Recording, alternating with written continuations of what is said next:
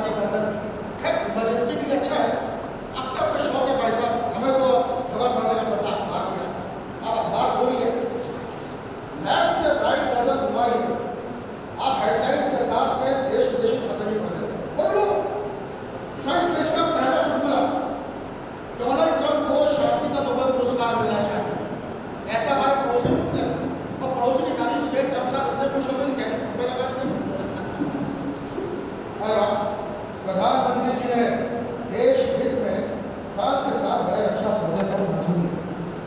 अरे ये क्या है? प्रदेश के मुख्यमंत्री डॉक्टर मोहन यादव जी ने प्रदेश के पूर्व मुख्यमंत्री और वर्तमान केंद्रीय कृषि मंत्री श्री शिवराज सिंह चौहान जी को चिट्ठी लिखकर प्रदेश के किसानों की समस्या से अवगत करा। हमारे ये राजनीतिक लोग आज भी चिट्ठियों का इस्तेमाल करते हैं, और आप लोग चिट्ठी लिखना ही भूल गए। वैसे चिट्ठी व्हाट्सएप मैसेज और ईमेल में चलती है। अरे भाई साहब, 1 सितंबर को विश्व पत्र लेखन दिवस के रूप में मनाया जाता है, जिसका उद्देश्य है लोगों को पत्र लिखने के प्रति जागरूक करना और पत्र लिखने की कला को बचाए रखना। सही भी नहीं, मतलब हमारी नई पीढ़ी ने तो आज तक चिट्ठी शब्द सुना भी नहीं। सही बोला भाई साहब, जो लिखे नहीं नक्श किए जाते थे दिल की दीवारों पर, जो लिखे नहीं नक्श किए जाते थे दिल की दीवारों पर, किताबों में कहाँ लिखे वो खत सूखे गुलाबों के साथ।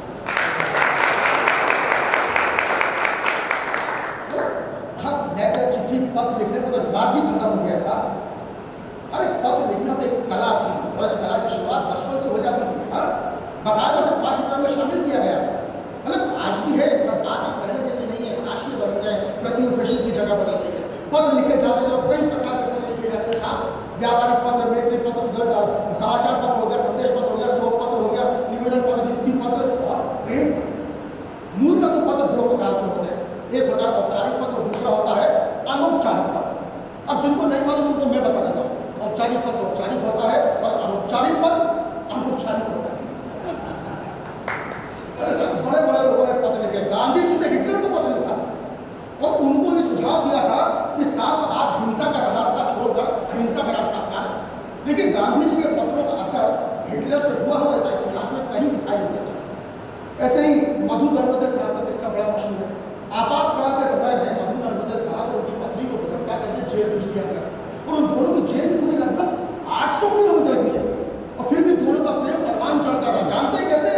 उन दोनों ने एक दूसरे को जेल से ही लगभग 200 प्रेम कविताओं के पत्र लिखकर भेजे।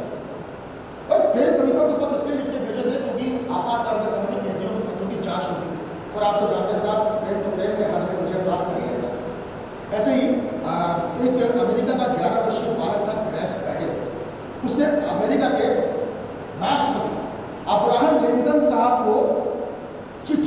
सुझाव दिया कि आप दाढ़ी बढ़ा लीजिए क्योंकि आपका चेहरा बहुत पतला है। और ऐसा अब्राहम लिंकन की महत्ता देखिए, उस 11 वर्षीय बालक की बात करिए, दाढ़ी रखना शुरू किया। ऐसे ही एक टिप्सी हसन नाम की महिला थी यूके में, उसने 1976 में नौकरी की आवेदन पत्र दिया कंपनी में, जिसका जवाब उसे मिला 48 साल बाद, जब 70 साल की हो चुकी थी। मतलब पेंशन की उम्र में नियुक्ति पत्र। वहाँ के डाक सेवा की ईमानदारी देखिए, देर से पहुँचाया लेकिन पहुँचाया चला है। अच्छा, डाक सेवा से मुझे याद आया, भाई साहब आप मुझे बताइए, दुनिया में सबसे ऊंचाई पर स्थापित लेटर बॉक्स और डाकघर कहाँ पे है? पता है किसी को? मैं बताऊँ? अरे अपने हिंदुस्तान में हिमाचल के हिक्किम में। अच्छा, ये तो सबसे ऊंचाई पर स्थापित कई लेटर बॉक्स की बात होगी। अब आप मुझे ये बताओ कि दुनिया में सबसे नीचे गहराई में लेटर बॉक्स कहाँ पे स्थापित है? कोई बता सकता है? नहीं, मैं बताता हूँ। जापान के मित्सुबिशी शहर के समुद्र तल की 35 फीट की गहराई में एक लेटर बॉक्स रखा हुआ है, जिसके अंदर जापानी लोग चिट्ठी पोस्ट करते हैं। अब आप सोचते हो कि पानी में चिट्ठी खराब हो जाती होगी, तो मैं आपको बता दूँ, वो जापानी लोग हैं, वो चिट्ठी लिखने के लिए खास किस्म के कागज और खास किस्म की स्याही का इस्तेमाल करते हैं, पानी में कभी खराब नहीं होती। पर आप यकीन नहीं मानेंगे कि हर साल लगभग 2000 से ज़्यादा चिट्ठियाँ वो आज भी उस लेटर बॉक्स में पोस्ट करते हैं। अब जापानी लोग ऐसा क्यों करते होंगे? उसके पीछे की मंशा क्या है? क्या लगता है? भाई मुझे तो लगता है कि जापानी लोग अपने पत्र लिखने की कला को, या यूं कह लें कि अपने भावना को शब्दों में पिरोने की कला को अपनी आने वाली पीढ़ी के लिए बचा के रखना चाहते हैं, आर्काइव करके।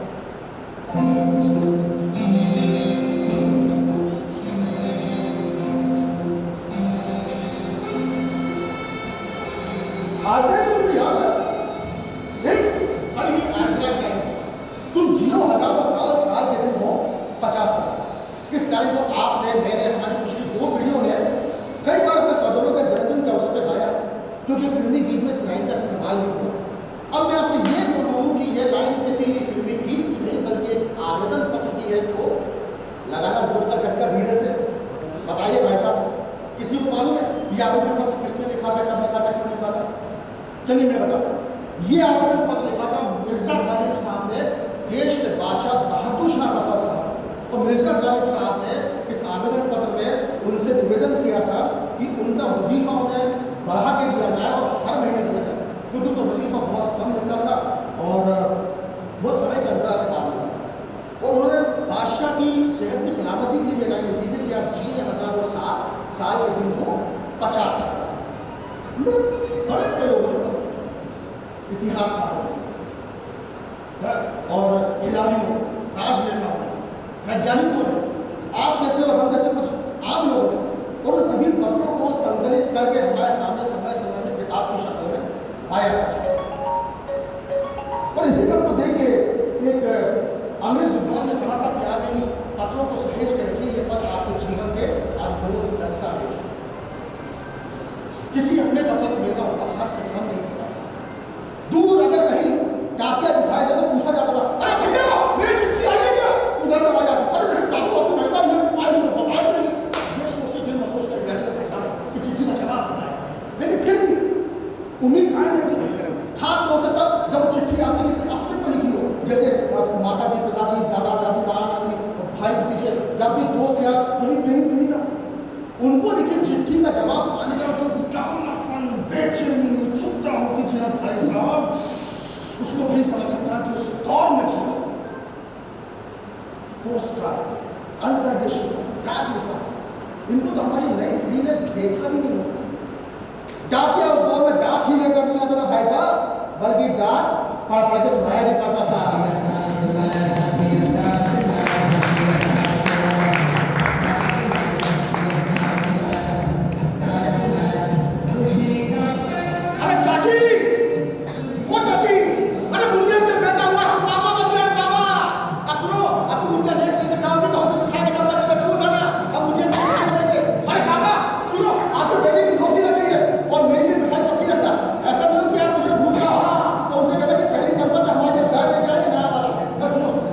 रमजान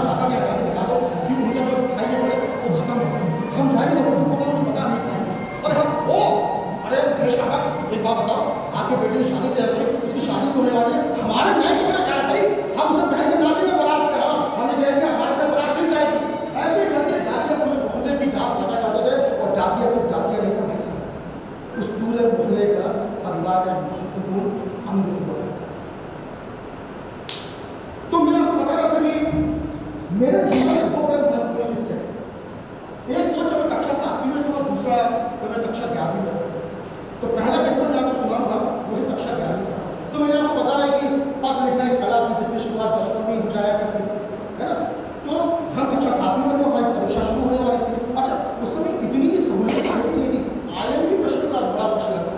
मास्टर जी की मान मनोबल करनी पड़ती थी, तो मास्टर जी जब मान मनोबल करते तो मास्टर जी हिंट दिया करते थे, देखो बेटा ऐसा है, तुम लोग को है ना अंग्रेजी में नाम पढ़ाओ और स्पेलिंग पर ध्यान दो, तो बेटा पंद्रह तक तो तुम्हारा याद कर ही रहेगा बेटा, तक तो तुम समय कर पाओगे, और हिंदी में जरूर से तुम लोग पत्र लेना और निबंध में ध्यान देना, अक्षर नंबर मिल जाएगा। सारे बच्चे तो तैयारी में जुट जाते थे, IMP में थे, और हमने भी तैयारी कर ली। बस हमने अपना पेन पेंसिल रबड़ और इसमें रखा, हाथ में लिया हमने तख्ता, तो उसमें कुत्ता लगा हुआ चल दिया। क्या हुआ बेटा? कुत्ता मतलब डॉगी नहीं, आप लोग रेड पेपर का इस्तेमाल करते हैं लिखने के लिए। हमारे ज़माने में लकड़ी का मोटा तख्ता हुआ करता था, जिसमें एक टीम का मोटा क्लिप लगा होता था, जिसमें कुत्ता बोलते थे। बस सीधे बहुत आशीर्वाद दिया, पिताजी का प्रेम किया, माँ के पेड़ छुए तो माँ ने हमें दही शक्कर खिलाया, कुछ डर रहा है, बेटा जॉब होगा अच्छे से देना, माँ का आशीर्वाद दिया और सीधे स्कूल की तरफ गए। हम जैसे स्कूल पहुंचे तो सामने टाट पट्टी भी शुरू हुई। भाई साहब क्या हुआ? अरे दीदी, टाट पट्टी वाले स्कूल ना उस जमाने में बड़े स्कूल माने जाते थे, बाकी स्कूल में टाट पट्टी लेके जाना पड़ता, तो उसके बगल में ना खड़े से रोल नंबर लिखे होते थे चौक से, हमने तो रोल नंबर ढूंढा और उस पर बैठ गए। मास्टर जी ने हमको आगे कॉपी दे दी, हमने कॉपी में अपना नाम लिखा, रोल नंबर लिखा, तब तक मास्टर जी बोर्ड के ऊपर पूरा प्रश्न उतार चुके हैं। अब हमने प्रश्न हल करना शुरू किया, 1 प्रश्न 2 प्रश्न 3 प्रश्न 4 प्रश्न, 5वें प्रश्न पे आके हमारी गाड़ी अटक गई।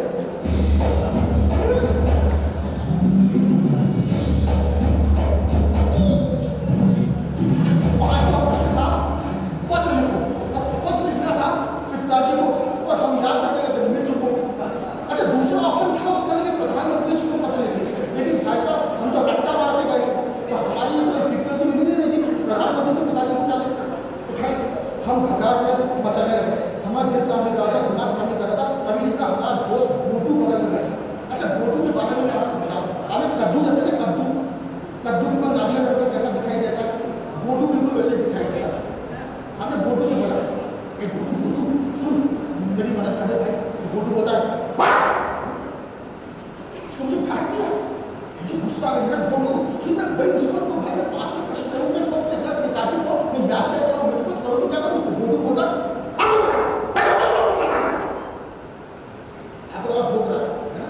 नहीं, वो नहीं रहा था, वो बोल ही ऐसा। दुनिया में सिर्फ 2 ही लोग उसकी भाषा समझ सकते थे, एक उसकी माँ, दूसरा मैं। उसके इस तरीके से बोलने की वजह से उस मास्टर जी ने कभी भी उसका ओरल टेस्ट नहीं लिया, मतलब आईवा नहीं लिया। खैर, हमें बताया उसने मुझसे क्या बोला, उसने मुझसे बोला कि मैं भी बताऊंगा, पहले मैं अपना पेपर रखूँगा, उसके बाद तुम बताओ, तुम्हारे चक्कर में मुझे नहीं जाऊँगा। बताओ साहब, ये कोई दोस्ती थी? ये वही गोटू जिसको मैं अपने सुनकर खिला दिया करता था, आज मेरी सहायता करने से मना कर रहा हूँ। तो मेरा तो गुस्सा भर गया, मैं खींच आने लगा, तो क्या करूँ, और दिल लगा के चिल्ला करूँ, अरे भाई बोल तो बता दो चिट्ठी कैसे लिखूँ। लेकिन मैं ऐसा कर नहीं सकता था, सामने मास्टर जी कभी देखा नहीं, बगल में चिंटू बैठा है।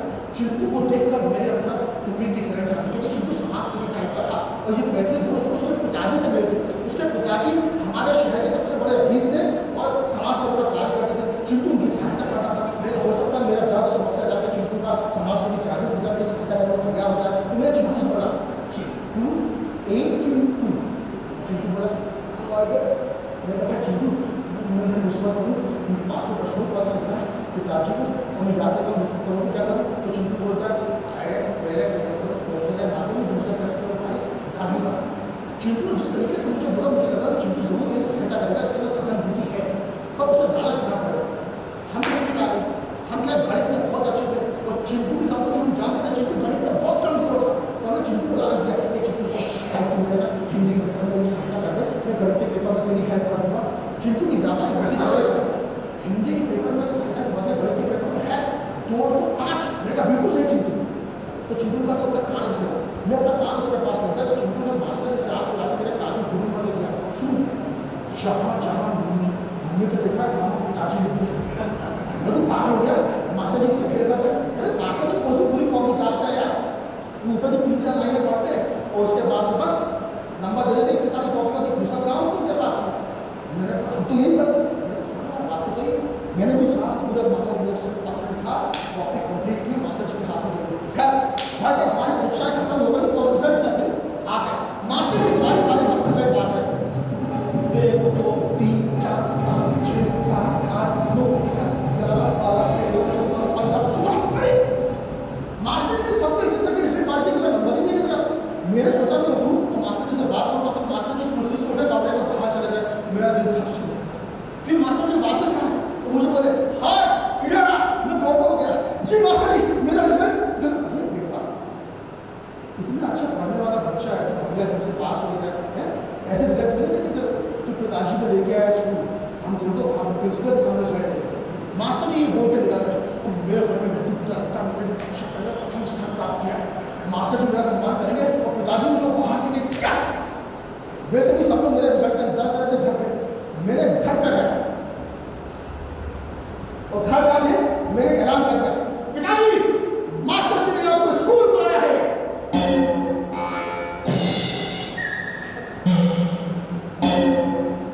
पिताजी का चश्मा नीचे हो गया, पिताजी घूम मुझे देखने लगे। दादाजी ने अखबार पढ़ना छोड़कर मुझे देखना शुरू कर दिया। माँ छोटे हैं काम छोड़कर बाहर आके कुछ ना कुछ खड़ी हो गई। दादी आरती गाते गाते अचानक रुक गई और चाचा जी दाढ़ी गाते तो आधे में रुक गए। सबके सब मुझे घूर रहे थे, एक मिनट, सबके सब मुझे ऐसे क्यों घूर रहे थे?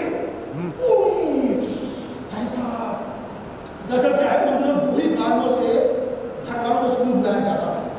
पहला ये कि आपने ऐसा कोई उत्कर्ष और बड़ा कार्य किया है कि समाज में नाम रोशन किया, ऐसी होगा परिवार में आपका सम्मान होगा, जिसकी उम्मीद मेरे केवल को मुझसे बिल्कुल भी नहीं। और दूसरा ये कि आपने ऐसा कोई कांड कर दिया है। तो हम पिताजी की नक्शा समझ गए, पिताजी से बोला नहीं पिताजी ऐसी कोई बात नहीं है, दरअसल मास्टर लगता है हमने कक्षा में प्रथम स्थान प्राप्त किया, इसलिए मास्टर जी ने आपको बुलाया है स्कूल। पिताजी खुशी से उठे, कमरे के अंदर चले गए। दादाजी ने अखबार में झटका रहा, अखबार पढ़ने लगे और मेरी दादी रोज रोज रोज घंटियां बजा बजा के पूजा करने लगी, माता शुक्रिया अदा करने लगी। मेरे चाचा ने एक ही बार में पूरी दाढ़ी वाली सटा तो बोले शाबाश, चला गया। तो मेरी माँ, मेरी बड़ी माँ छोटे में गई, इतना सुंदर घी डाला भाई साहब, काला सा हलवा बनाया। उसी रात को हम सब ने मिलकर हलवा खाया और हम सब सो गए। मैं सुबह तैयार हुआ, पिताजी भी तैयार हुए। मैंने देखा पिताजी चकाचक कपड़े पहन के सुबह कर दिए। मैंने सबका आशीर्वाद दिया, पिताजी को फ्रेश हुए, माँ का फ्रेश हुआ तो माँ ने आके मुझे काला टीका लगा दिया, कहीं उन्हें नजर न लग जाए। तो पिताजी साइकिल पर बैठे हुए थे बाहर, हम गए, हम पिताजी के पीछे साइकिल पर जाके बैठ गए। अच्छा उन दिनों साइकिल पर बैठकर भी ना मर्सिडीज का मजा आता था। चिंटू कितना बड़ा है, लाइए हमारा स्कूल। जैसे ही स्कूल पहुंचे, सामने प्रिंसिपल साहब का रूम था। प्रिंसिपल साहब हमको अंग्रेजी पढ़ाते थे। हमने सोचा पिताजी के साथ थोड़ा रोक जाना है। उसने बोला सर मैं आएंगे, तो प्रिंसिपल साहब बोले oh my dear Harsh, how are you बेटा, please come come, what happened, tell me. बेटा सर ही इज माय पिताजी। तो sir oh really, okay he is your father. बेटा yes sir he is my father. पिताजी बोलो पिताजी को बुलाओ। मैंने आइए पिताजी आप देखिए। मैंने पिताजी को बिठाया और देखा तो मास्टर जी आ रहे थे। मैं दौड़ हुआ मास्टर जी के पास गया और मेरे को प्रेस हुआ, मास्टर जी बोला जी करे हो गया बजा। मैं समझ नहीं पाया भाई साहब, मास्टर जी ने मुझे इतनी सोच से मारा। मैंने कहा हो सकता है खुशी के बाद अपनी उसने आशीर्वाद दे दिया मास्टर जी। मास्टर जी के पास मैं वापस गया, मास्टर जी ये मेरे पिताजी एक कपड़ा पड़ा मेरे को समझ नहीं पा रहा था साहब। मास्टर जी मुझे आशीर्वाद देने को मार रहे हैं, लेकिन मेरे पिताजी सब कुछ समझ रहे थे। दरअसल ये बात उस दौर की है जब शिक्षक मास्टर अपने छात्र को घर वालों के सामने अच्छे से कूट दिया करते थे। लेकिन नजारे सर कि कोई भी घर वाला मास्टर जी के बीच में आता है, क्योंकि मास्टर को या शिक्षक को उस समय विद्यार्थी का भविष्य निर्माता माना जाता है। आज अगर शिक्षक ऐसा करते हैं उसका भविष्य खत्म हो जाएगा। मेरे पिताजी ने बोला क्या बात है मास्टर जी आपको बुलाया? तो मास्टर जी बोले अरे नहीं ऐसी कोई बात नहीं है, आपका बेटा होना है पास हो गया, लेकिन हिंदी में तो उसने पत्र लिखा है क्या बताया। इतने में सुनते मेरे पैरों पर जमीन खिंचा और मेरी खिसकी जमीन पे मेरे प्रिंसिपल साहब खड़े हो गए। जो क्योंकि मेरा फ्रेंड थे, नाटक में हिस्सा लेगा तो मेरा फ्रेंड थे, तो प्रिंसिपल साहब बोले really I knew you are very talented boy, you did something wonderful.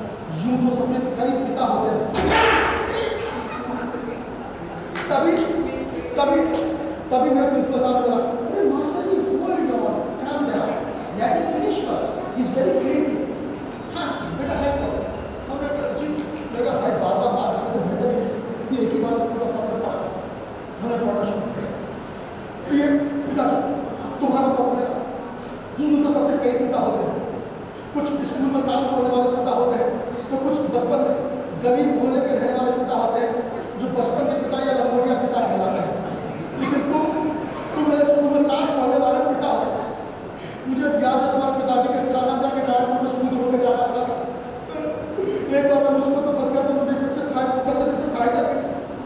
तुम एक सच्चे पिता हो तो अपने सभी पिताओं की हमेशा सहायता करने के तैयार रहते हो। मेरे प्रिय पिता, तुम्हारा पिता आवास है।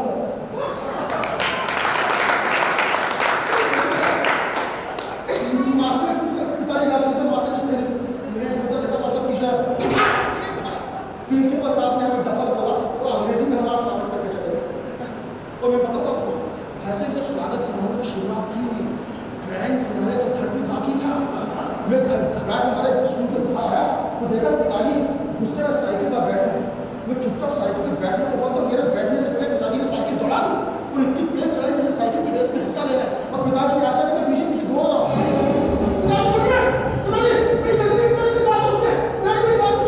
और पिताजी इतने गुस्से में भाई साहब की चलती हुई साइकिल से उतर गए और साइकिल जाकर टकराई खिड़की की दहलीज से और हम इतनी स्पीड में दौड़ जाए मैं संभाल नहीं पाए तो साइकिल से आकर टकरा और सीधे घर के अंदर जब तक कि हम समझते तब तक एक और आगे बढ़ा पिताजी बोले नाना कितने पिता है तुम्हारे? मैं बोली नहीं पिताजी मेरे कई पिता नहीं। अरे हम तो लंगोटिया हम हमारे कई पिताजी मेरे चिट्ठी में उसको और पिताजी मुझे मार दिया। दे धमाधम दे धमाधम दे धमाधम दे धमाधम ऐसा ढोल की तरह बजा था। सबको सहायता के बुला रहा था। मैंने कहा दादाजी चाचा चाची माँ बुआ कोई मेरी सहायता के लिए आया। तभी मेरे मुझे गम वाग निकला दादी दादी दादी दादी और आवाज आई रमा रमा रमा रमा और रमा रुक गया। जैसा रमा मेरे पिताजी का नाम है। मेरी दादी ने प्यार से रमा शंकर बोला और तो पर रमा से पाएंगे सॉरी पिताजी से ये चीज सीखने वाली थी कि वो कितने भी गुस्से में रहे हो आवेश में रहे हो लेकिन उन्होंने कभी भी मेरी दादी या दादाजी की बात की अवहेलना नहीं की। बड़ी इज्जत किया करते थे, बहुत प्रेम करते थे, हर बात को सूझ जाकर मान लिया करते थे। और तभी रमा ने पिताजी ने हाथ पीछे लिया और अपने कमरे में चले गए। मालूम दीदी अंकल मुझे उस दिन पता चला घर में बड़े बुजुर्गों का होना कितना जरूरी है। मुझे आज समझ में आया। आपको आया कि नहीं आया?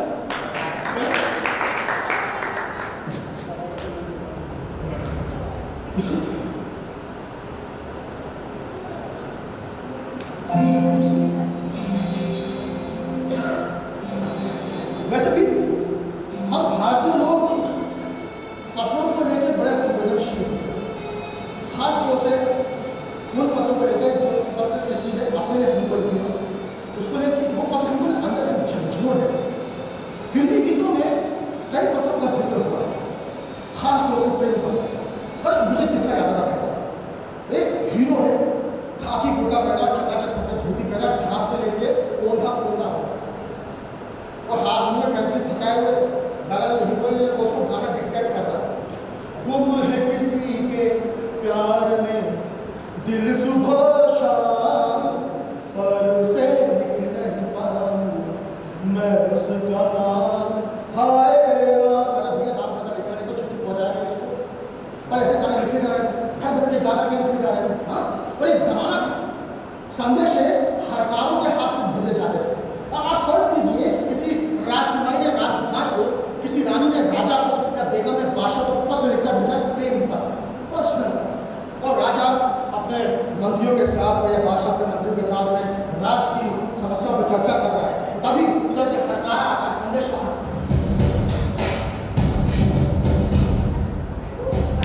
हुजूर का एक बार बुलंद हो, हुजूर संदेश आ गया।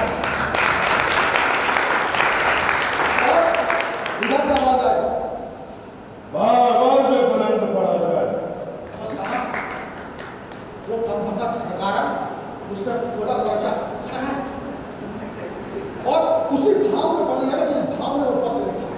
और जिसने बोला था कि बाबा से बुलंद पड़ा जाए, आपको शर्म के मारे गला जा रहा है, दांत कटक रहा है, छुपने की जगह नहीं मिल रही। मंदिर में समझने इस तरह प्रेम पत्र। अरे भाई साहब, राजकीय पत्र हो, समस्याओं का पत्र हो या किसी दूसरे राज का पत्र हो, समझ में भी आता है।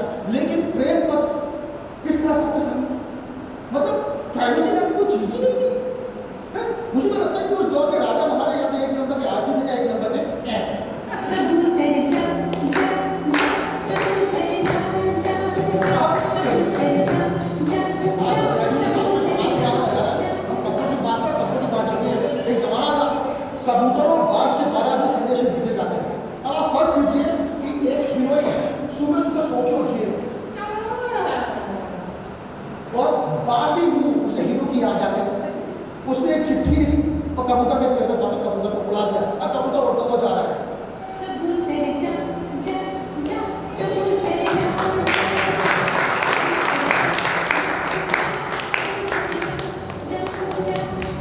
तो कबूतर उड़ता हुआ पहुंचा सीधे हीरो की घर की खिड़की पे और हीरो को ढूंढ रहा है।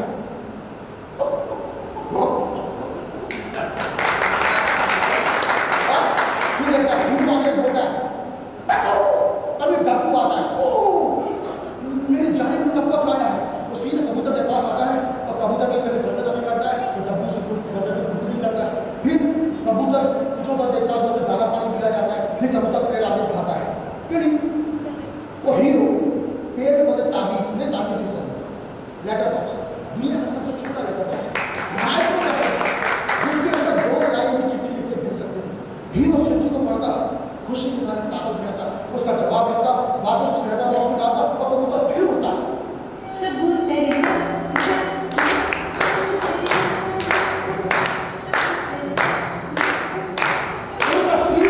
हीरोइन के पास पहुंचता, और जो हीरोइन अभी नहा धो के बाहर निकली थी, अपने हीरो का संदेश बता रही, खुशी के मारे इतनी ताकत लगा दिए कि वापस नहाने चले जाए। ये तो साथ ही शहरी व्यवस्था, एक गांव से दूसरे गांव या आसपास को चिट्ठी भेजने के कबूतर का इस्तेमाल होता था।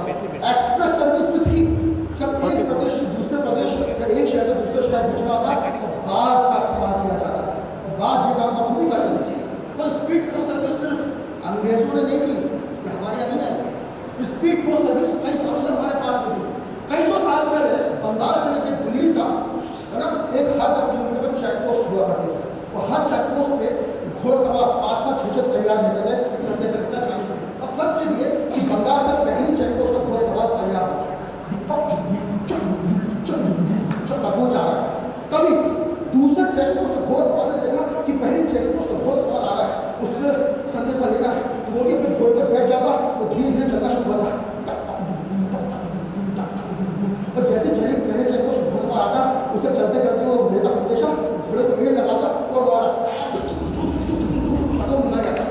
7, तीसरा, चौथा, 5वां, 8वां, 12वां करके कुछ ही घंटों के अंदर बंगाल से दिल्ली पहुंचाया।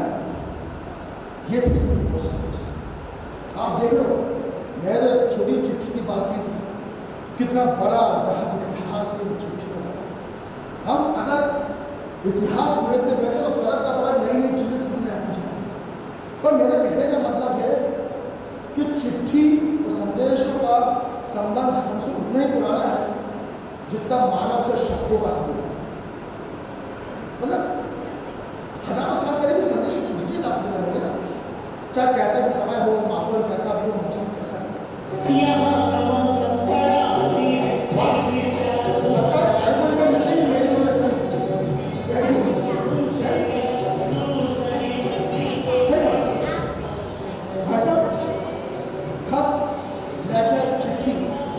किसी भी भाषा में लिखा गया, किसी भी माध्यम से आपके पास में आया, उनको पाने के बाद एक अलग ही भावना का एहसास हो। खतों में मीलों का सफर तय करते थे जज्बात, पूरे परिवार की कुशल कामनाओं, बड़ों को चरण स्पर्श और छोटों को प्यार के साथ में चिट्ठी समाप्त तो नहीं होती थी, शेष बाद में डॉट डॉट के साथ में अधूरी छोड़ी जाती, कितना कुछ सिमट के आ जाता और चल रहा है। और वहीं यह करके संस्कार विदा कर दी गई, अपनी बेटी की कुशल क्षण जानने के लिए उसकी एक चिट्ठी का इंतजार करते उसके बूढ़े जब वो चिट्ठी बूढ़े माँ बाप को उनकी माँ, पिताजी यह सब ठीक, तुम बूढ़े बाबा की खुशी का ठिकाना। तो वही एक भाई दूर प्रदेश में रहने वाली देहाता बहन की राखी वाली चिट्ठी का इंतजार करता है। जब वो राखी वाली चिट्ठी उस भाई को लिखी तो उसकी खुशी का ठिकाना नहीं होता भाई साहब।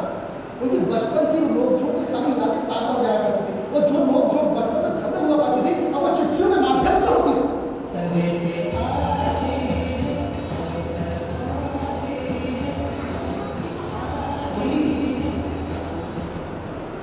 दूर परदेश में रहने वाला पति जब बंदूक को हाथ में लिए सरहद पर देश की हिफाजत करता हुआ बचे, तो चिट्ठी अपनी प्रेयसी को अपनी कोशिश कर, और जब वो चिट्ठी उसकी पत्नी प्रेयसी को मिलती थी, वो चिट्ठी को अपने गले से इस प्रकार भेज देती जिसे वो खुद आकर उसके गले में प्रेम और विवाह की प्रेरणा एक तरह से। तो वही कुछ आप जैसे और हम जैसे नौजवान लड़के जो दूसरे शहर में रहकर पढ़ा करते थे, चिट्ठी में अपने पिताजी से सकुचाते हुए कुछ अधिक पैसों की मांग कर रहे थे, और चिट्ठी के जवाब में पिताजी कहते हैं कि बेटा तुम चिंता मत करो, अभी हम हैं। और वो अपने खर्चों में कटौती करके चिट्ठी के साथ में मनी ऑर्डर कर दिया करते थे।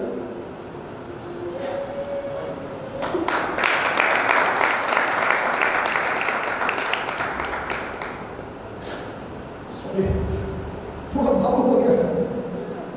तो कहीं कोई चिट्ठी किसी नन्हे मेहमान के आने का समाचार दे जाता परिवार, तो कोई तार किसी अपने का साथ छोड़कर जा रहे का समाचार दे जाता। मतलब चिट्ठियों में भावनाएं इस कदर भरी होती थी कि एक अनपढ़ भी उसे छूकर महसूस कर सकता। हजारों लाखों चिट्ठियां लिखी है, लेकिन स्याही नहीं है, या कागज खत्म हो गया है, या मेमोरी फुल हो गई है, क्या उसे लिखना नहीं छूटा। हाँ भाई साहब, हम भारतीय लोग बड़े भावुक हैं, हम अपनी मन्नतें पूरी करेंगे तो हमारे पास चिट्ठी। आप जाके देखिए उत्तराखंड के गुरुदेव के मंदिर में, गुरुदेव को न्याय का देवता माना जाता है। वहाँ भक्त लोग भगवान से अपनी मन्नतें पूरी कराने के लिए उनको चिट्ठियाँ लिखते हैं, और वहाँ जाके देखिए घंटियों के साथ में लाखों चिट्ठियाँ टंगी हुई हैं।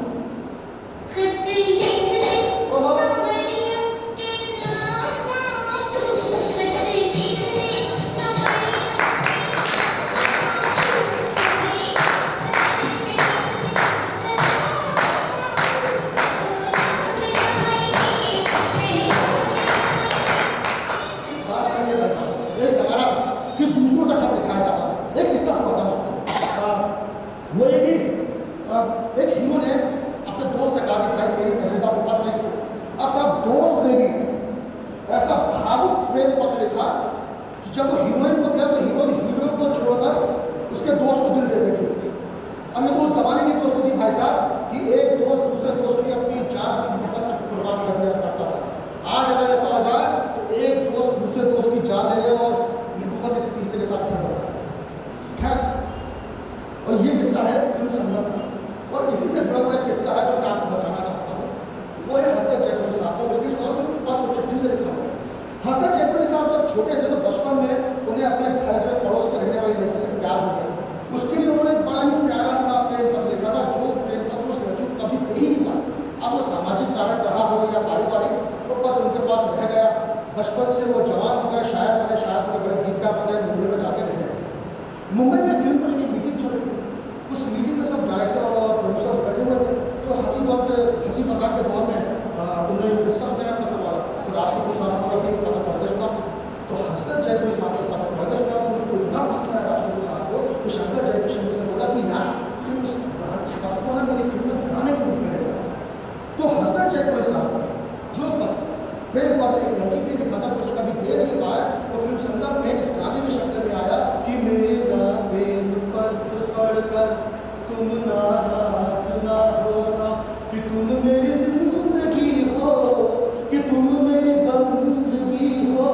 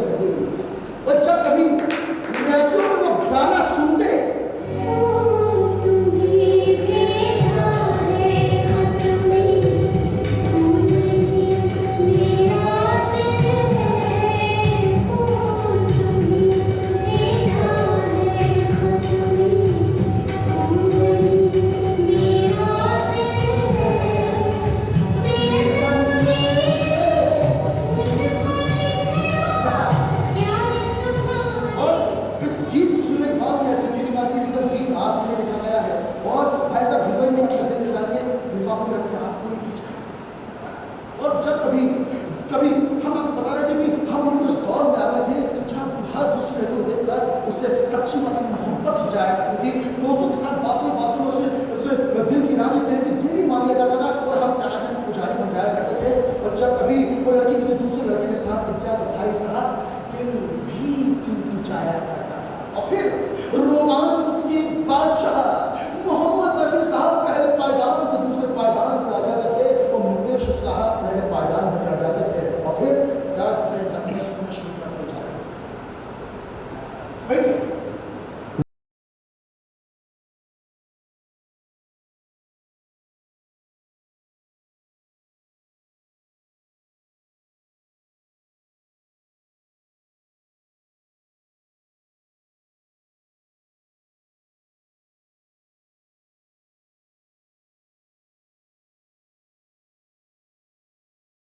हमारे खुद के ठोट गए हैं, दूसरे के बता रहे थे।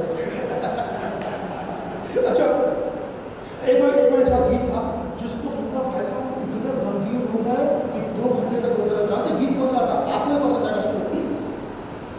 दोनों ने किया था प्यार मगर मुझे याद रहा तू भूल गई। मैंने तेरे लिए जग छोड़ा तू मुझको छोड़ चली मेरी महुआ।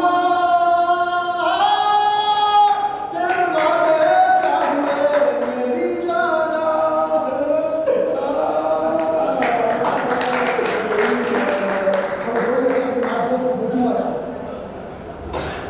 अरे क्या हो गया, तू रहा है?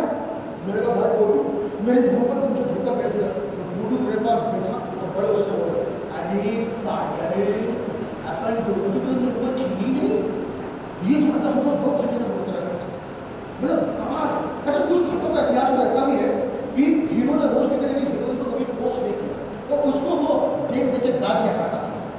लिखे जो खत तुझे वो तेरी याद में हजार बन गए, सवेरा जब हुआ तो फूल बन गए, जो रात आई वो सितारे बन गए। भाई साहब अब लिखने वाली गलत का शक्ति देखिए कि उसने पूरी की पूरी कायनात को चिट्ठी में उतार दिया। अच्छा, कुछ खत ऐसे भी थे जिसने लिखे, जिसके लिए लिखे वो दोनों इस दुनिया से रुखसत कर गए और जब खत उनके पास रखे। एक किस्सा और है, और मैं अपने किस्सा आपको सुनाऊंगा, बख्शा ज्ञान मेरा प्लीज उसको फिल्म में आप जाइएगा, बहुत मजा आएगा। तो जो इससे पहले मैं आपको किस्सा सुना रहा हूँ इसलिए सुना रहा हूँ, वो पत्र से संबंधित है और वो उसमें आपको समझ में आएगा कि ऐसा समझ सकते हैं कलम की और शब्दों की ताकत। हुआ ये कि आनंद बख्शी साहब बहुत बड़े गीतकार थे और उनको बड़े बड़े देश में सम्मान मिल चुके थे और फिल्म फेयर अवार्ड मिल चुके थे। एक बार परिवार के साथ बैठे हुए थे तो बातों ही बातों में उन्होंने बताया कि भाई मेरे सभी अवार्डों से सबसे ऊपर एक अनजान व्यक्ति के पथ को रखता है। तो सबने पूछा ऐसा क्यों? तो आनंद बख्शी साहब ने उस अनजान व्यक्ति के पथ की कहानी को इस प्रकार बताई। जिस व्यक्ति ने उनको पत्र लिखा था वो अपने जीवन में हताश हो चुका था और वो कुछ समझ में नहीं आ रहा था करे तो क्या करे, तो उसने अपने जीवन समाप्त करने के लिए रेल की पटरी पर जाकर रेल। तो कभी पासी की बस्ती में दूर बैठे तो उसे गाना सुनाई दिया, बड़ा मशहूर गाना, गाड़ी बुला रही है सीटी बजा रही है। और इसी का बड़ा ही खूबसूरत सा अंतरा है कि पटरी पे रखकर सर झूना कर गाड़ी को पकड़ा, चल उठ हिम्मत न हार कर इंतजार कर ये लाइन सुनते उस आदमी को जाने क्या हुआ, पटरी से उठा और जीवन की आपातकाल में वापस लग गया। जब सब कुछ उसके जीवन में ठीक हो गया, सब कुछ सेटल हो गया, उसने आनंद बख्शी साहब को धन्यवाद स्वरूप ये चिट्ठी लिखकर भेजी थी कि भाई साहब आपके गाने की इस लाइन ने जान बचा दिया। तो आनंद बख्शी साहब ने बोला कि देखा, इसीलिए ये खत इन सभी इनामों से सबसे ऊपर है क्योंकि मेरे के गाने ने किसी की जान बचा दी और ये अंतिम समय तक मेरे साथ हो गए। तो ये थी कलम शब्दों की ताकत। एक किस्सा वो मैं आपको सुनाता हूँ, वो इसलिए सुना रहा हूँ क्योंकि वो बड़ा ही रोमांटिक एड्रेस, ऐसा एड्रेस वैसा आपने भी नहीं सुना। वो ये कि एक हीरोइन ने हीरो को पत्र लिखा लेकिन उसने उसे दिया नहीं, घरी में फिर गा के सुनाया। डायलॉग इस प्रकार थी कि हमने सनम को खत लिखा, खत में लिखा जाने, हमने सनम को खत लिखा, खत में लिखा ऐ जाने वफा। आप एड्रेस को बार समझिएगा, दिल की गली शहर वफा। सुना इसका एड्रेस आप? अरे चिट्ठी नहीं लिखी, आपको तो एड्रेस कहाँ से सुनेंगे?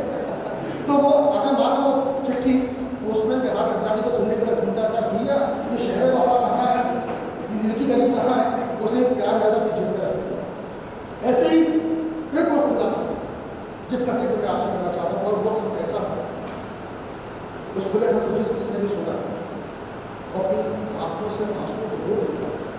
और खत था, चिट्ठी आई है चिट्ठी आई है, बड़े दिनों के बाद हम बेवतनों को याद, वतन की मिट्टी आई है, चिट्ठी आई है।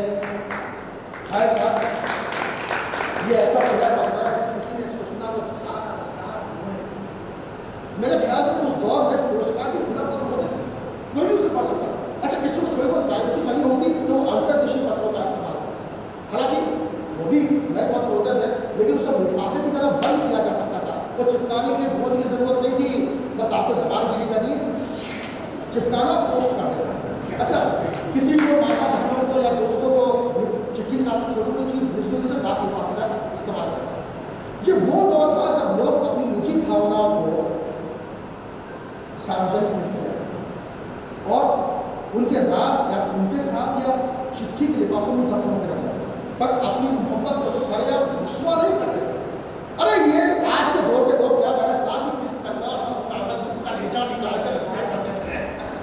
ये मोबाइल के ज़माने के लोग 2 दिन चैटिंग करते हैं, तीसरे दिन प्यार होता है, चौथे दिन ब्रेकअप हो जाता है, 5वें दिन से ब्लैकमेलिंग शुरू हो जाती है। तो भैया मेरा सुझाव देखें सभी के लिए कि मोबाइल में चैटिंग करते समय अपनी भावनाओं को नियंत्रण रखें, अपनी सुरक्षा अपने। तो मैं आपको किस्सा सुनाता था, कुछ ज्ञान नहीं होता। हाँ, तो वो अवसर ये बड़ा मजेदार है, सुनिएगा। वो ये कि हम उन्हें को सुधार आ रहे थे जहाँ पे इश्क हो जाना लाजमी, पर किससे उनका काम हुआ कहाँ होगा ये कहना थोड़ा मुश्किल है। हम जिस मोहल्ले में रहते थे उस मोहल्ले के लोग बहुत अच्छे थे, एक दूसरे से अच्छा मेल जोल था, पारिवारिक माहौल था, मतलब इस प्रकार माहौल था कि अगर किसी मोहल्ले में किसी घर में शादी है तो होटल और सराय की जरूरत नहीं पड़ती थी, सारे मेहमान एक दूसरे के घर में एडजस्ट हो जाया करते थे, ऐसा पारिवारिक माहौल था। अच्छा, लड़के लड़कियों में कम बातें हुआ करती थी, नहीं मतलब ऐसा नहीं है, बचपन में हम लोग खेल कूद के साथ में बड़े हुए थे, लेकिन एक सर्टेन एज के बाद में वो डेकोरम मेंटेन किया जाता है, सामाजिक दायरे का पालन हम लोग नहीं करते। बस कभी कभार बातें हुआ करती थी, जैसे माँ ने बोला था अपने चाचू के यहाँ से पूछने का मतलब चाची वो माने लड्डू बनाए लेके चले गए, वो हमारे घर पे आ गई। पर खास तौर से मुलाकात होती थी हमारी तीज त्योहार या होली दिवाली के समय, जब प्रसाद की थालियाँ एक दूसरे घरों में बटा करती थी, तभी वो आती थी तो हम लोग भी शर्मा के देखते रहते थे, बोल तो पाते नहीं थे, देखते थे। उन्हें पूछा आंटी है, मैंने कहा माँ चाची के यहाँ से प्रसाद की थाली आई है, वो सीधे अंदर जाती, वो भी निकल जाते, भुजिया खाती, वो भी थाली की आते, चाची ने भुजिया अच्छी बनाई है, वो शर्मा के देखती, बस नजरें मिल पाती थी। भाई साहब उस समय हमें नजरें पड़ते तो हुनर आया नहीं था, फिर भी दिल से एक गाना निकल जाता था।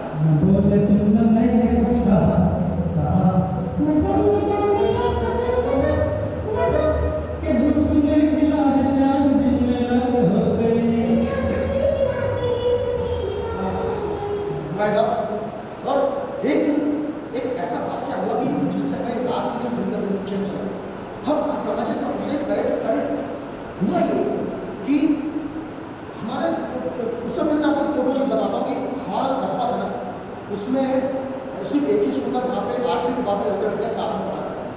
हाँ, मतलब 8वीं तरह साथ में नहीं जाते थे और ना ही साथ में बैठते थे, आधी कक्षा में लड़कियाँ बैठती थी, आधी कक्षा में लड़के बैठते थे, मास्टर के बीच में टहलते पढ़ाया था। हालांकि हम बैठे रहते हैं उसको अच्छे से पहचानते थे क्योंकि एक ही मोहल्ले के आसपास में मिले थे। हाँ, तो वाक्य बता रहा हूँ जो घटित हुआ था, जिसमें मेरी रात की नींद का चैन हराम लग गया था और असमंजस में फंस गया। हमारे घर के सामने वाली लाइन में चौथे मकान में एक परिवार रहता है, उस परिवार में एक लड़की थी टुन्नी, तो उसकी माँ पूरे मोहल्ले में टुन्नी की माँ के नाम से मशहूर थी, लेकिन टुन्नी नाम हमको पसंद नहीं था, तो हमने मनी मन उसका नाम अनामिका सही बोलते। और भाई साहब और मतलब अनामिका का एडमिशन किस्मत से हमारे स्कूल में हमारी कक्षा में बातों में दोस्तों से पता चला कि उसका नाम दरअसल टुन्नी नहीं टीना है। बताओ इतना अच्छा नाम टीना है, लेकिन घर वाले घर का भ्रंश करने का नाम था, और पहले फैशन में तो ये था घर में ज़्यादा गोरा बच्चा हो गया तो भूरा थोड़ा सावल हुआ था, मतलब ये सिस्टम है। पर हमेशा अनामिका नाम पसंद था, हालांकि अनामिका से मेरी कभी बात नहीं हुई, कक्षा में एक बार तक और 10 मिनट मिली थी, तो हम लोग साथ में स्कूल जाते थे, मतलब हम अपने दोस्तों के साथ में और हमारे घर से निकल के पड़ोस के मोहल्ले वाले लड़कों के साथ में जाया करते। उसका नाम लिखा कि हमारे बोले से हमारी कक्षा प्रणाली का प्रयोग है। अब भाई साहब हम कक्षा 11वीं में आ गए थे, मतलब हाफ पैंट से फुल पैंट में आए, पर कक्षा 8वीं से 11वीं के दौरान जो यात्रा थी उसमें मेरे मास्टर जी और पिताजी के व्यवहार में कोई परिवर्तन नहीं आया था। मतलब हमारा सम्मान समारोह हमेशा चालू नहीं था। और मास्टर जी को छोड़िए, लेकिन पिताजी गुस्सा बाप रे बाप, हमें जान लिया था भले ही हम स्कूल से कॉलेज में पहुँचाए, लेकिन हमारे पिताजी का गुस्सा कभी शांत नहीं हुआ। मतलब प्रशासन हमेशा तड़प गया। तो मैं आपको बता रहा था कि हम उस दौर में आते थे जहाँ हर दूसरे व्यक्ति को देखिए इश्क जाया करता था, लेकिन पिताजी ने मार का डर हमें इजहार इश्क करने की इजाज़त नहीं देता था। तो क्या करें साला, जब भी आपको नामिका को देखते तो हमारे दिल धक धक दिमाग टन करता, धक धक टन टन धक धक टन टन धक धक टन टन धक धक टन टन, और फिर हमारे दिल से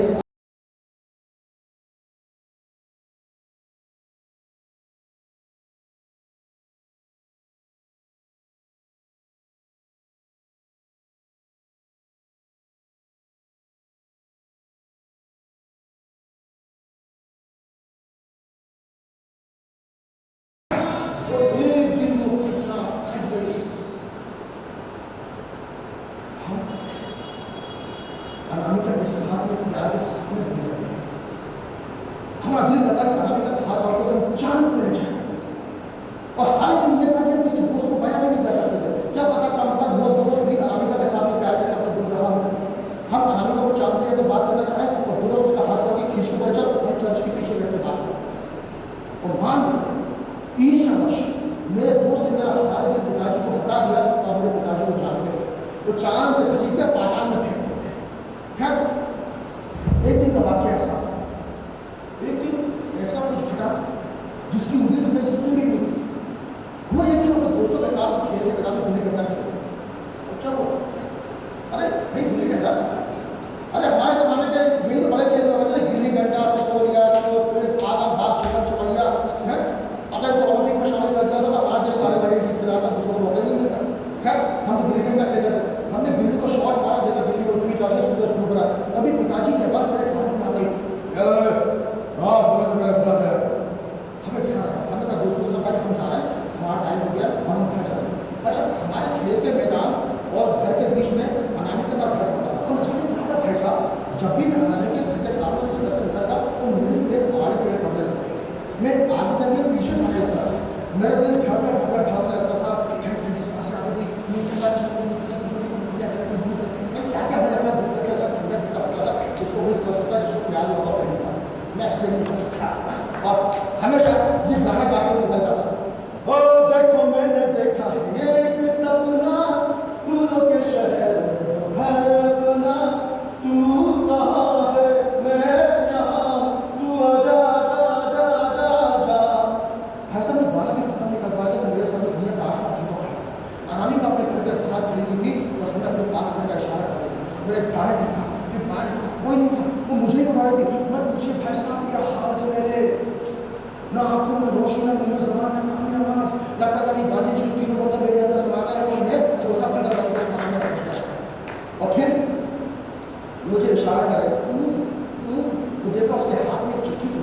मेरे धीरे से हाथ में चिट्ठी आगे बढ़ाई, जो हाथ में उधर चिट्ठी में रखी, हाथ में रखी और फिर हल्की सी मुस्कुराई, मोती से दांत दिखाए, गर्दन को झटका दिया, चले गई। उसकी चोटी मेरे चेहरे पे आकर उस दिन से गालियाँ का तेल लगाया।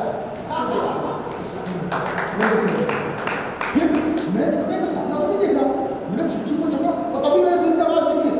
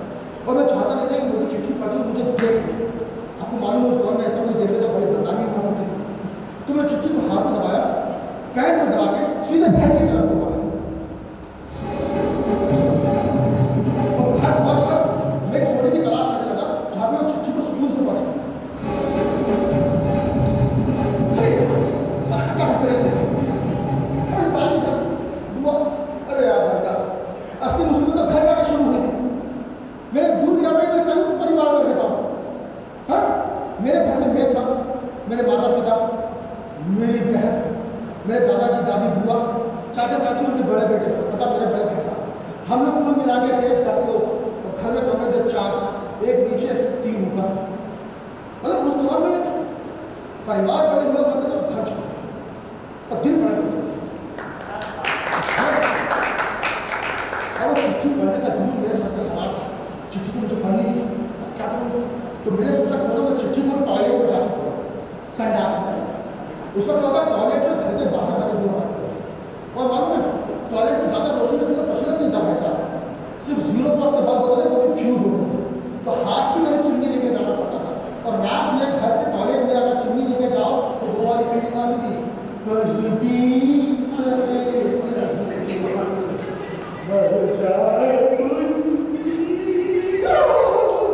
अपनी परछाई देख के डर जाते। और मान लो लेके पहुंच के बाथरूम बैठ भी गए और हम चिट्ठी पढ़ रहे हैं, और ज़रा पास में चिमनी आके चिट्ठी में आग लग गई तो नहीं, ऐसा नहीं, बिल्कुल नहीं, मैं चिट्ठी को जला नहीं सकता, चिट्ठी बहुत जरूरी है मेरे लिए, मुझे सब पढ़ना है। तो हमने टॉयलेट में चिट्ठी पढ़ने का प्रोग्राम कैंसिल किया और फिर इसे स्कूल में पढ़ने का तय किया, क्योंकि हम नहीं चाहते कोई घर में चिट्ठी देख पाते हो देख, क्योंकि उस दौर में इस किस्म की गतिविधि में शामिल होने के सपने भी आपकी कुटाई हो जाया करती थी। तो अपनी सुरक्षा तो जरूरी थी, चिट्ठी की भी। अब मुसीबत ये कि चिट्ठी को रखेगा तो हमने सोचा चिट्ठी को पैंट की जेब में रख देते। हाँ सही है, हमारी पैंट है, हमारे नाप की, घर में हमारा नापा कोई है नहीं, कोई पहनेगा नहीं, हमने ये किया, हमने पैंट डाली, हमने लगाया टांगी और अपने कपड़े बदलते बाहर आ गए। लेकिन आपने भूल कि हमारी कारों से कपड़े धोती है। हाँ, माँ आधा तुम्हारे कमरे में गई, उन्हें पैंट उतारी और धोते समय हमने तलाशी की हाथ में चिट्ठी लगी, ना खोल के देखा मुझे, गुस्से में सीधे पिताजी के पास गई। सुनते हो, देखते हो लाने को, ये पानी नहीं, ये करने जाता है स्कूल में। पिताजी ने कुछ नहीं लगा, सीधे उठे, भड़वास में कमरे में मैं सो रहा, मुझे बताओ पिताजी क्या हुआ? कहते गायब, हमारी नींद हराम में चैन की नींद सो रहा है, स्कूल में पढ़ने जाता है कि शिक्षा मारने जाता है? और पिताजी ने मारना शुरू किया, देख धमाधम, देख धमाधम, देख धमाधम, देख धमाधम। पिताजी मेरी बात सुनिए, मैंने कुछ नहीं किया, मैंने कुछ नहीं किया, पिताजी मेरी बात तो सुनिए, मैं पढ़कर देखा भी इसमें क्या है। तो मेरे बड़े भाई के आवाज आई, बोल क्या हो गया? क्या दादी बुला रही है आरती के लिए? हाँ आ जाओ। मैं अपनी पैंट की और अपनी ड्रेस सपने में देख रहा था, नहीं इसे मैं हकीकत में बदलना नहीं चाहता था। तब दिक्कत ये थी कि चिट्ठी रखने का समझ में नहीं आ रहा था, तो चिट्ठी पढ़ने का जुनून मेरे सर पे सवाल था। तो इतने से पता क्या बात है, क्या दादी बुला रही है? मैं कहा हाँ भैया मैं आया। मैं गया, हाथ में घड़ी ऐसी थी और दादी के पूजा वाले कमरे में चला गया, और हम लोग शाम को साथ में आरती गाते थे, मेरे भी आरती गाई। तो उस दिन मैंने पूरे मनोयोग से आरती गाई, तो भगवान का धन्यवाद किया, ये भगवान आपका बहुत बहुत धन्यवाद।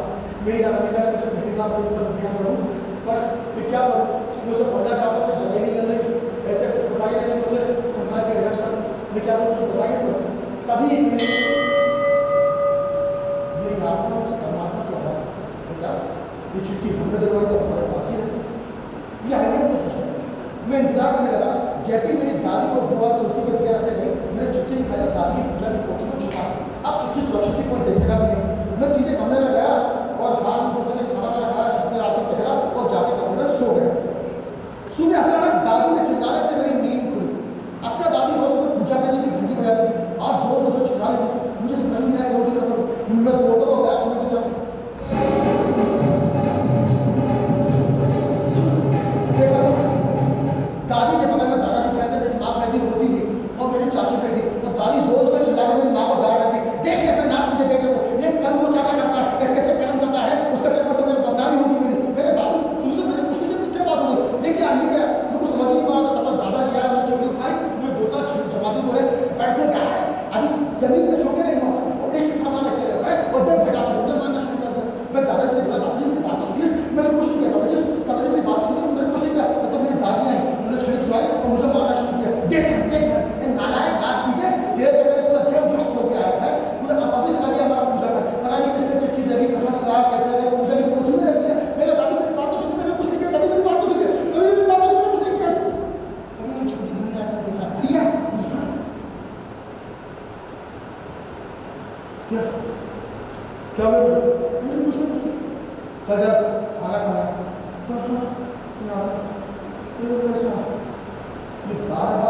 जुलाई को कुछ दिन ख्याल में देते हैं तो चिट्ठी मालूम ना चले दरगाह में अभी अभी जो इसका बहुत बड़ा सब चल रहा है ना इसमें चाहे इसका यार बोला चाहिए बीच बजा अब वो करते लगा हमें समझ में आया करे तो क्या करें फिर हमें ख्याल आया कि चिट्ठी तो अपने स्कूल में पढ़ी तो क्यों ना हम चिट्ठी को अपनी स्कूल की किताब में छुपा देते हमने वैसे करने की सोची मैंने चिट्ठी जेब से निकाली तो सीधे अपनी किताब में रखी और हम जेब में हमारे कागज की चिट्ठी निकाली रहते तभी छोटे ने बैठ कर लेता फिर छोटे को नहीं बैठू हमें गुस्सा आता मेरा क्या है छोटे को क्या है तू अपना काम कर तू अपना काम कर मेरा तू पढ़ना मुझे बताओ मेरी माँ को मत बुला तू रह तू पढ़ तू छोटी है ना बहुत शराब वैसे तो पता नहीं कहाँ रहती है लेकिन जिस दिन मैं जोरी का बता मेरे सामने आया मुझे तेज गुस्सा आ रही थी ना मैं कुछ करने की स्थिति में था नहीं उसको ये तो बताता हूँ उसको फिर मैंने कहा छोड़ी मैंने उसको ऐसा हटाना पड़ेगा मुझे ये रायता पिला देंगे मैंने कहा छोटू जा मुझे पानी पिलाओ पड़ेगा तो छोटू ने अपने पूरे पूरे किताब में छोड़ दिया क्यों क्या तो मुझे जान मुझे अनसुना कर रही थी या पढ़ाई में खो गई मैंने देखा पढ़ाई में खोई है मौका देखते ही मैंने चिट्ठी निकाली और किताब के बीच में थमा दी जैसे किताब बंद की तो छोटी पड़ी भैया मिल जाए ये तो पानी लेने जा रहा है मेरे भी पानी ले आ रहा तो तेज गुस्सा में साहब क्या पढ़ाई में रहा कोई बात नहीं मैं लाता हूँ पानी कभी माँ की आवाज़ आई मुझे लौटने में थोड़ी देर लगी जब मैं लौट के आया तो मेरे पैर में जमीन खिसक गई छोटी चाचा जी के साथ मैं खड़ी थी कमर पे हाथ रख के मुंह लाल गुस्से में टमाटर जो सब छोटी आगे लड़की हो ऐसे मटक रही चाचा जी देखो अपने याद लेकर देखो ये स्कूल पढ़ने नहीं ये करने जाता उसके आगे चिट्ठी मैं नहीं छोड़ी तू पागल है क्या तब तक मैं चाहता है खामोश बहू बेटी हमारे घर में बेन वक्त मैं तो चाचा जी मेरा मुझे नहीं पता टेबल पर लिखा था मैंने तो देखा भी टेबल पर क्या चलो चाचा जी खामोश बाहर करो तो करो लेकिन घर के अंदर भी ये सब नहीं चलेगा और मेरे पिताजी क्या मेरे चाचा जी क्या थोड़ा एक्शन सारा करते थे मारते काम और उन्हें बोला चल मैं तेरे पिताजी के पास होता हूँ नहीं चाचा जी आप मुझे जितना मानो मेरी पिताजी के पास मत बताओ चाचा जी प्लीज मेरी बात सुनो मैं कुछ पिताजी चाचा जी मुझे मत देखना चाहिए कभी मेरी बुआ आई ने बोला हर्षू क्या हुआ बेटा जी बोल तुमने पानी डाला था हाँ बोल तुमने पानी पी पानी का गिलास मेरे को पीने लगा ये बार बार ख्यालों में चिट्ठी पीके बात में खड़ा कर समझ नहीं आता मैंने पानी पिया मेरी बुआ को लगा कि क्या पढ़ रहा था मैंने कहा कुछ नहीं वो दरअसल क्या स्कूल में डिबेट कॉम्पिटिशन में उसकी तैयारी कर रहा था तो छोटी बोलती है अच्छा विषय बताना मैंने कहा मास्टर ने विषय नहीं बताया जब बताएंगे अब मैं करूँगा मैं खुद से प्रैक्टिस करता हूँ बताओ यहाँ मेरे दिल में लेटर डिबेट कर रहा था और उसको विषय की पढ़ी मेरे कुछ समझ में नहीं आ रहा एक तरफ मेरे सामने कोई लेटर पढ़ने का जुनून सवार था दूसरी तरफ से घर का माहौल वो चिट्ठी पढ़ने का मौका मिल ही नहीं पा रहा फिर मैंने देखा कि टाइम ज़्यादा हो गया तो चिट्ठी को बगल में दबा अपने बिस्तर पर आके लेट गया अब मुझे ये भी नहीं पता कि किताब पहुँची तो पढ़ने की एक्टिंग कर रहा तो मुझे मौका मिल नहीं पा रहा था भाई साहब क्यों क्योंकि ये बहुत ताकत था जिस पर बुआ की छोटी में लेट गई ये वाली ब्रेक पर बड़े भाई साहब सोया करता था तो अपना बिस्तर नीचे जमीन पे था तो मौका नहीं मिल पा रहा था मेरा सोचा रात भिड़ाती जा रही है सोया जाए तो मैंने किताब को धीरे से धरती के नीचे सरकाया और सोने की कोशिश की और तो भाई साहब नींद कहाँ थी रह के आंखों में उस बार बार आने का ख्याल आया उसकी वो हल्की हल्की सी हंसी मोतियों से दाग चोटी के बाल डालने की कोई खुशबू ना मुझे समझ में नहीं आता और मैं कहता सोच रहा था कि चिट्ठी में उसने बात कहाँ से शुरू की उसने मुझे किस नाम से पुकारा क्योंकि उस वक्त बाबू शुक्र नहीं चल रहा था नाम ही लगाते थे तो मेरे नाम को उसने कैसे लिखा होगा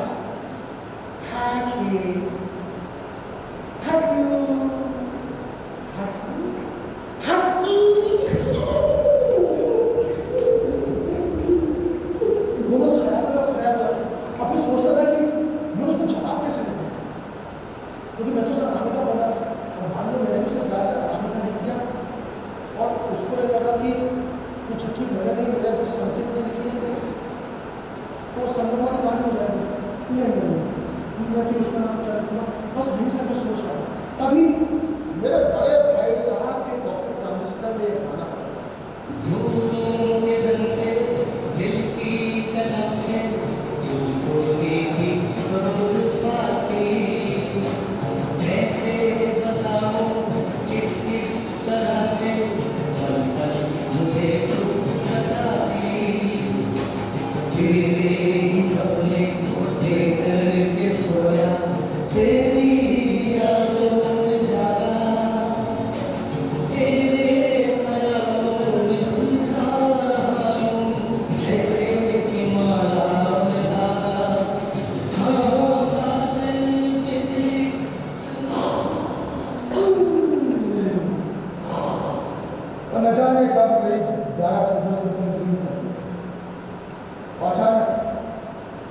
दादी की पूजा की मेरे पास सब लोग सो रहे बहुत अच्छा। मेरे पिता को सुरक्षित सबसे पहले पिता को मैंने जाकर बस्ते में रखा और जाके बाथरूम में तैयार किया। तो तैयार होकर सीधे में बाहर आया बैग टांग के। मेरी माँ ने बोला अरे मेरे नाम आपको बुला उठा मुझे तो जल्दी में जाकर मैं कहा मुझे वही काम से जाना नाश्ते जो बुलाया कि नाश्ता में ना दोनों के साथ करूँगा। मैं दो घंटे बाहर निकल रहा दादाजी टहलते घर के अंदर आया तो दो उनका पेट छुआ। जैसे ही आगे निकला देखा सामने अनामिका का घर था। मैं सोचा एक बार अनामिका घुस जाए 2 घंटे जाए बात पूछनी है आगे घुस जाए दिख सकता है लेकिन अनामिका ठीक है उसे घर में ताला लगा हुआ था खिड़की दरवाजे बंद थे वो कहीं गए हुए। मैं फिर पद पढ़ने के चक्कर में चिट्ठी पढ़ने के चक्कर में जोर से दौड़ता हुआ स्कूल की तरफ गया। मैं सीधे स्कूल पहुंचा बैग टेबल पर रखा मैंने और जिप खोल के सबसे पहले चिट्ठी निकाल के अपनी जेब में रख दी। मैं नहीं चाहता कि अपनी बात चिट्ठी किसी और के हाथ में लगा क्योंकि बचपन में चिट्ठी आपको मालूम मास्टर जी के हाथ में लगे थे कितना टूटा था। अब मैं बड़ा हो गया अभी टूटा तो ज़्यादा बढ़ सकता। खैर कभी बैल बज गई मैं गया प्रेयर कर रहे हैं हम सब लोगों ने प्रेयर की। जैसे प्रेयर हुई उसके बाद हम लोगों ने कहा भारत माता की जय। सारे बच्चे स्कूल की तरफ दौड़ रहे थे और हम सीधे पहुंचे कोने की तलाश में जहाँ अनामिका था।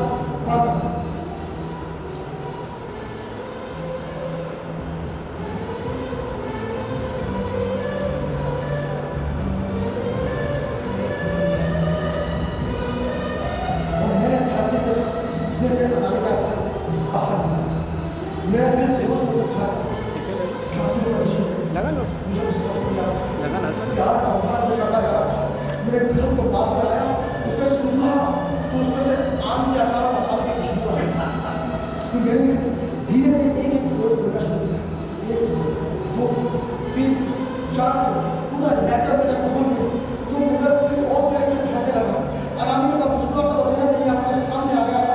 उसे मोती से दांत हल्की सी हंसी उसकी चोटी की मार और अनामिका का पार प्यार मेरी आंखों के अंदर आया था। मेरी आंखों में पानी आ गया था। मैं जो उसे देखने के बाद मैंने पढ़ना शुरू किया। पहला शब्द टू द प्रिंसिपल।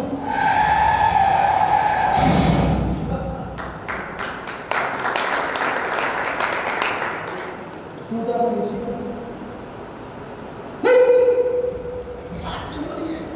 उस प्यार में बहुत बड़ा छोटे बोर्ड पर उसने बोर्ड पर हमारा नाम प्रिंसिपल रखा था क्योंकि वो नहीं चाहते थे कि हम बुलाने के हाथ में फंस जाए तो ऐसे नाम रखे थे तो प्रिंसिपल रखा।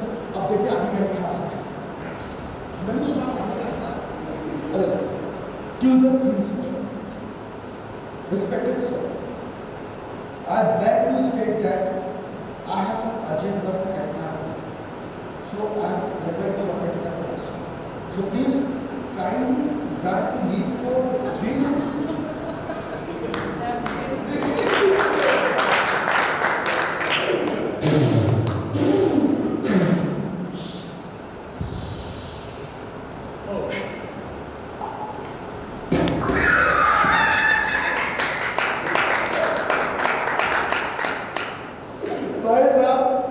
जिसको हम प्रेम पत्र समझ के इतना झूठे सारे थे ख्याल घरवाले से मारे ठीक रहे वो लीक एप्लीकेशन नहीं वो तब हमारे टूटे हुए दिल से आवाज निकली मेरी भीगी भीगी सी पल को रहे पर जैसे मेरे सपने करके चले मन तेरा भी किसी के मिलन को अनामिका किसी ने खूब पढ़ा हल्की हल्की सी हंसी साफ इशारा भी नहीं जान भी ले गए और जान से मारा भी तो मेरा साथ हमारा खुला पत्र आप सभी के लिए पर आप लोगों से गुजारिश है जब आप लोग अभी अपने घर जाए रास्ते तो सोचिएगा जरूर इन 10-15 सालों में आपने किसी अपने को अपने हाथ से लिखी चिट्ठी आखिरी बार कब लिखा और जब घर पहुंचे तो घर के किसी पुराने कोने में फाइलें किताबों और डायरियों के बीच में देखिए ना सर या किसी अलमारी में पुराने कोट की जेब में लटक रहा और सूखे गुलाब के साथ कोई खंड लिखा और घर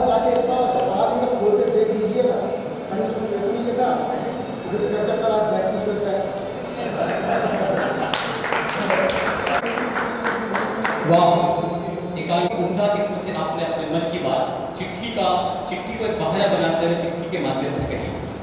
एक आपकी प्रस्तुति से मुझे लगता है कि जितने भी लोग बैठे थे आप सभी को अपना वो कॉलेज स्कूल वाला दौर याद आ गया कि कहीं न कहीं आपकी चिट्ठियाँ भी कहीं पहुँची होगी और कहीं न कहीं आपके पास भी चिट्ठियाँ आई होगी। क्योंकि वो दौर मोहब्बत का होता है।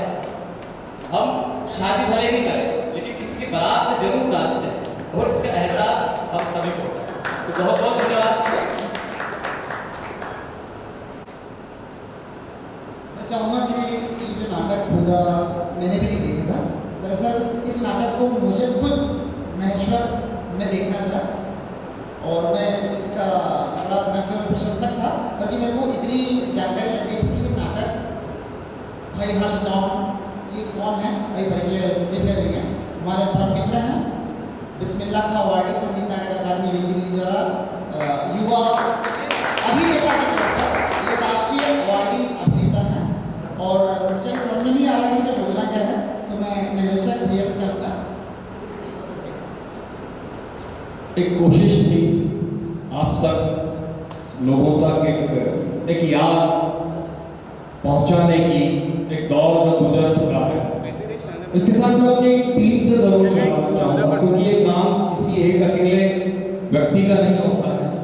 मंच पर तो परफॉर्म किया था हर्ष ने, और ये नाटक जब मैं लिख रहा था तो उस पूरे कैरेक्टर को ध्यान में जब मैंने रखा था तो यही एक शरीर था जो मेरे दिमाग में था। ये शरीर था जो मेरे दिमाग में था और उसको जो मैं चाहता था ये आप बताएंगे कि ये कितना। मेरी तरफ से तो 100% आप तक पहुंचाने की कोशिश की। संगीत का संचालन कर रहे थे मेरे साथ संगीत सिंह सेजवार और लाइट जिन्होंने ऑपरेट की मुकेश जिज्ञासी। हम लोगों ने लगभग साथ ही थिएटर शुरू किया था कई साल पहले, और मेरे साथ एक स्पेशल रूप से भोपाल से साथ आए हैं जैन साहब, पुष्पेंद्र जी जैन। मैं उन्हें भी बुलाऊंगा मंच पर क्योंकि हम हाँ, भाई साहब का परिचय इंटरनेशनल वाइल्ड फोटोग्राफर है, वाइल्ड लाइफ फोटोग्राफी में अवार्ड ले चुके हैं। और बाकी मैं प्रवीण भाई का बहुत फिर से धन्यवाद दूंगा और आप सभी लोगों का। कितना हम आप तक पहुंचे ये आप बताएंगे। चूँकि ये औपचारिकता हो जाती है, आयोजक ने बुलाया, अतिथि आया, अपना नाटक करा। यहाँ पर युवा और कला के कदरदान प्रकाश जी सोनी हैं, मैं चाहूँगा मंच पर आएँ। आदरणीय रामेश्वर जी भी हैं, हमारे कार्यक्रम के जो विशेष अतिथि है ओम भैया रखते हैं, वो अपने भावनाओं को व्यक्त करना चाहते हैं। क्योंकि ये बहुत बारीक काम होता है रंगमंच थिएटर का, बड़ा मुश्किल पड़ जाता है इसको समझना परखना। सिर्फ ह्यूमर क्रिएट कर देना या एक फिल्म देख लेना, गाना सुन लेना। जो अभी हर्षवर्धन ने यहाँ पर काम किया, इसमें मूवमेंट, अभिनय की बारीकियाँ, एक्सप्रेशन, भाव भंगिमाएँ, quickly change, stage blocking, placing, light तो कमाल करी है।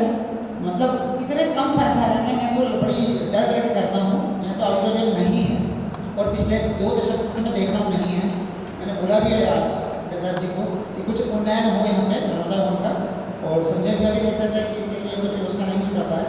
तो आदरणीय प्रकाश भाई यहाँ पर आए, दर्शक के बिना पर भी, और कला का कदरदान, रंगमंच का कदरदान होते हुए आज कैसा लगा है नाटक? आज मैं जब यहाँ आ रहा था तो शासकीय अस्पताल में थोड़ा सा काम था, तो उस समय मुझे लगा कि अब नुकसान हो जाएगा, और अगर मैं यहाँ नहीं आता तो वाकई में बहुत बड़ा नुकसान हो जाता। इस नाटक को देखने के बाद मेरे को मेरी जो लाइफ है उसका एक बहुत बड़ा समय आपने रिपीट कर दिया। मैं मेडिकल कॉलेज से पढ़ा हूँ और जब मेरी वाइफ जो है वो भी डॉक्टर है, तो फर्स्ट टाइम जब मैंने उससे मिला था तो मैंने जो केस शीट होती है डॉक्टरों की वो मैंने भर के दे दी थी, और हमारा लव भी अरेंज करी ये आपने याद दिला दिया। और आज एक चिट्ठी मैंने भैया को लिख के भेजी है, आज ही मैंने लिख के भेजी है, और मेरे को नहीं पता था कि चिट्ठी का संचालन होगा, बाकी मैंने उनको लिख के भेजी कि जिस तरीके से जो काम होता है प्रवीण भैया, कृष्णा भैया, और आज जो आपने जिस तरह से आज मूवमेंट करा है, लिटरली मैं आपका मुरीद हो गया हूँ और आपका कहीं भी इवेंट होगा मैं देखने जरूर होगा। धन्यवाद। आदरणीय चतुर्वेदी सर भी हैं। मैं आगे चाहूँगा चूँकि आप ये चूँकि 4 सेकंड का स्क्रॉल करके हम रील आगे बढ़ा देते हैं, हमारे पास इतना पेशेंस भी नहीं है। अच्छा है बुरा है रिपीटेशन हो रहा है आगे बढ़ो। लेकिन यदि आपने 1 घंटा 10 मिनट का नाटक आपने बैठकर देखा है 25, 15, 50 लोगों ने भी, तो ये बहुत बड़ी जीत है रंगमंच की, कलाकारों की, हम सब की। तो उसके लिए तो आप साधुवाद धन्यवाद की बात रखें। और कोई ओम भैया स्वागत करना चाह रहे हैं हमारे कलाकार का भैया का। और मैं डायरेक्टर साहब को ये कहना चाहता हूँ कि आपने कहा था कि ये शरीर मुझे अच्छा लगा इस नाटक के लिए, तो मैं तो ये कहूँगा कि आपने बखूबी उस शरीर की पहचान की और बखूबी उसमें से शिल्प निकाला। एक हर्ष भाई का स्वागत आदरणीय मोहन जी द्वारा।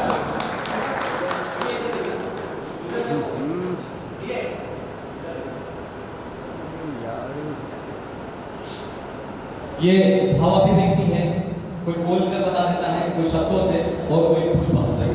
तो हम बहुत बहुत स्वागत करते हैं ओम भैया का।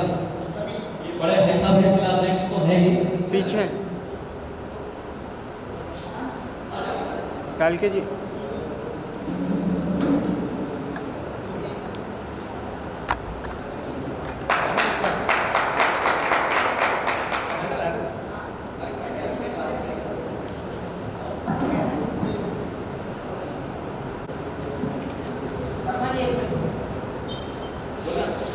कल